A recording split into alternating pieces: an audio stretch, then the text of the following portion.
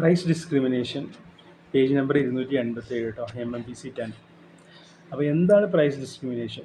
Price discrimination എന്ന് പറഞ്ഞു കഴിഞ്ഞാൽ അത് പ്രൈസ് ഡിസ്ക്രിമിനേഷൻ ചെയ്യാൻ പറ്റുന്നത് മൊണോപ്പൊളി ആയിട്ടുള്ള ആൾക്കാർക്ക് മാത്രമേ ചെയ്യാൻ പറ്റുള്ളൂ. മൊണോപ്പൊളിക്ക് മാത്രമേ പ്രൈസ് ഡിസ്ക്രിമിനേഷൻ ചെയ്യാൻ പറ്റുള്ളൂ. അപ്പോൾ അത് ഒരു കാര്യം ഓർക്കുക. പ്രൈസ് ഡിസ്ക്രിമിനേഷൻ എന്ന് പറഞ്ഞു കഴിഞ്ഞാൽ ആ ഡിസ്ക്രിമിനേറ്റ് ചെയ്യാനുള്ള കഴിവ് മൊണോപ്പൊളിക്ക് മാത്രമേ ഉണ്ടാവുള്ളൂ, അല്ലെങ്കിൽ ഒരു മൊണോപ്പൊളിസ്റ്റിന് മാത്രമേ ചെയ്യാൻ പറ്റുള്ളൂ. അയാൾക്ക് പല വിലകൾക്ക് പല കൺസ്യൂമറിനും ഒരേ പ്രോഡക്റ്റ് കൊടുക്കാൻ പറ്റും. ഓക്കെ. അപ്പോൾ പക്ഷേ ഒരു കോമ്പറ്റീറ്റീവ് മാർക്കറ്റ് ആണെങ്കിലോ, ആ കോമ്പറ്റീറ്റീവ് മാർക്കറ്റിൽ വില കുറഞ്ഞ വസ്തുക്കൾക്കായിരിക്കും ഡിമാൻഡ് കൂടുതൽ. കൺസ്യൂമേഴ്സ് വില കുറഞ്ഞ വസ്തുക്കളുടെ പുറകിൽ പോകും.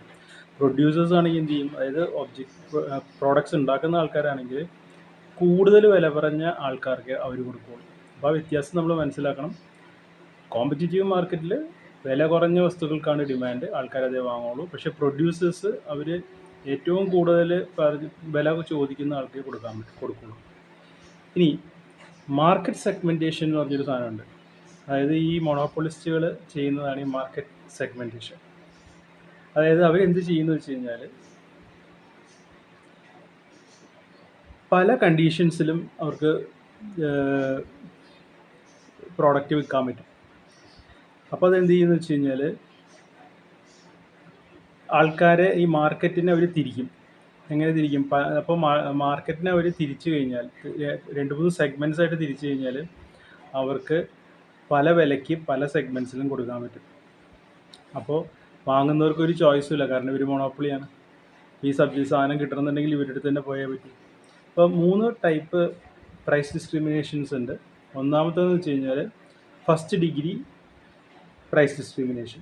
അപ്പോൾ ഫസ്റ്റ് ഡിഗ്രി പ്രൈസ് ഡിസ്ക്രിമിനേഷൻ എന്ന് പറഞ്ഞു കഴിഞ്ഞാൽ different prices for different units അല്ലേ. ഉദാഹരണത്തിന് പറയുകയാണെങ്കിൽ ഒരു ഡോക്ടറിൻ്റെ എക്സാമ്പിളാണ് എടുത്തേക്കുന്നത്. ഡോക്ടർ എന്താ ചെയ്യുകയെന്ന് വെച്ച് കഴിഞ്ഞാൽ നല്ല സ്പെഷ്യലിസ്റ്റ് ഡോക്ടറാണ്. അപ്പോൾ സ്പെഷ്യലിസ്റ്റ് ഡോക്ടറിൻ്റെ അടുത്ത് ആൾക്കാർ വരാൻ നേരത്തേക്കും അയാൾ പ്രൈവറ്റായിട്ടുള്ള കൺസൾട്ടേഷനാണ്.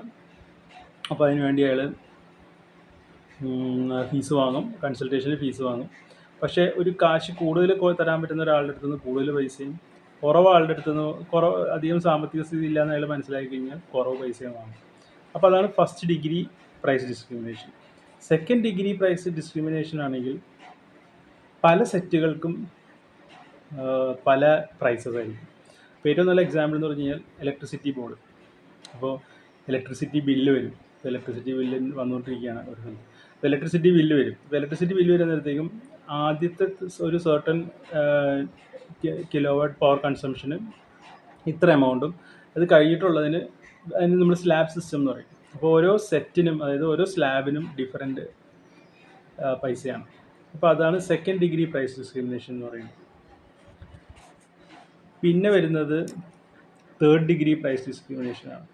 ഇപ്പോൾ തേർഡ് ഡിഗ്രി പ്രൈസ് ഡിസ്ക്രിമിനേഷൻ ആണെങ്കിൽ ഈ മോണോപ്പൊളിസ്റ്റുകൾ എന്ത് ചെയ്യുന്നു വെച്ച് കഴിഞ്ഞാൽ മാർക്കറ്റിനെ 2 അതിൽ കൂടുതലോ സെഗ്മെൻറ്റാക്കി ഡിവൈഡ് ചെയ്യും.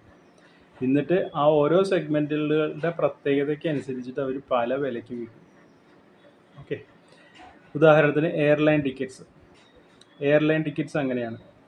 സീനിയർ സിറ്റിസൺസിന് ഒരു പെർട്ടിക്കുലർ ചാർജ്, മറ്റേ സാധാരണക്കാർക്ക് വേറെ ചാർജ്. അതുപോലെ തന്നെ ഇലക്ട്രിസിറ്റി ബോർഡ് വീണ്ടും എടുത്തു കഴിഞ്ഞാൽ ഡൊമസ്റ്റിക് പെർപ്പസിനാണ് വൈദ്യുതി ഉപയോഗിക്കുന്നതെങ്കിൽ അവർ ചാർജ് ചെയ്യുന്നത് അതിൻ്റെ ആ ഡൊമസ്റ്റിക് റേറ്റ് അനുസരിച്ചിട്ടായിരിക്കും നമ്മൾ ബില്ല് കൊടുക്കേണ്ടി വരിക. അതേസമയം കമേഴ്ഷ്യൽ ആയിട്ടുള്ളൊരു പ്രോപ്പർട്ടിയിലാണ് ഇലക്ട്രിസിറ്റി ഉപയോഗിക്കുന്നതെങ്കിൽ കമേഴ്ഷ്യൽ ബില്ല് വ്യത്യാസമായിരിക്കും. അപ്പോൾ വീടുകളിലും കടകളിലുമുള്ള എന്താ പറയുക, ഈ ഇലക്ട്രിസിറ്റി ബില്ല് വ്യത്യാസമായിരിക്കും, പല റേറ്റിലായിരിക്കും. പെർ യൂണിറ്റ് ഡിഫറെൻറ്റ് റേറ്റ്സ് ആയിരിക്കും. അപ്പോൾ ഇതാണ് പ്രൈസ് ഡിസ്ക്രിമിനേഷൻ.